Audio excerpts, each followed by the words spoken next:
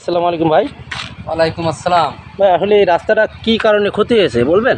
এই কারণটা হলো কি, আমাকে যে রাস্তাটা আসলে এই যে খালটা ছিল, খালটা আসলে প্রয়োজন ছিল না কাটার, কিন্তু তো কন্ট্রাক্টর আসি একটু গাদ্দারি করি, এই কন্ট্রাক্টর ওই পাশে গাড়ি লাগাই, এই পাশে মাটি খাইনি সবাই বাড়িতেছে দেওয়ার পরে বর্ষার পানি হয়ে আস্তে আস্তে ভাঙতে ভাঙতে এমন টান দিয়েছে, এক টানে একদম রাস্তা সিঁড়ি ছিঁড়ে গেছে, এক টানে সিঁড়ি ছিঁড়ে গেছে। এখন আমাকে যে রাস্তা যে দুর্ভোগ আমরা পৌঁছছে, আসলে আস্তে আস্তে তো আমাদের জমিদারি ফেলাবে, যেভাবে আসলে রাস্তা যেভাবে ভাঙিছে। আসলে এই রাস্তায় প্রচুর লোকজন চলাচল করে নাকি? যা আশা করে আসলে এই রাস্তায় কুলার লোক, ষোলকাতা, ডুমুরখালী, মল্লিকপুর অধিকাংশ লোক এই রাস্তায় চলাচল, কিন্তু এই যে রাস্তা আবার হবে কিনা, এখন যেই সরকারে আসুক কাব্বন থাকবে রাস্তা করে দেবে আমাদের, যে আসলে আস্তে আস্তে জমি ধরতেছে, আসলে চলাফেরা গাড়িগুলো তো আমাদের আর যাওয়ার লাইন নেই।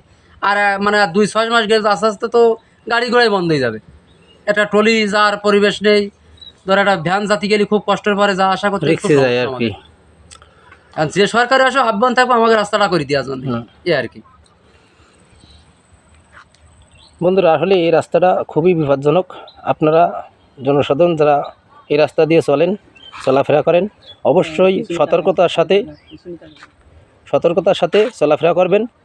এখানে ভ্যান বা মোটরসাইকেল চলাও খুবই বিপজ্জনক। আশা করি আপনারা সবাই সতর্কতার সাথেই এই রাস্তাতে চলাফেরা করবেন।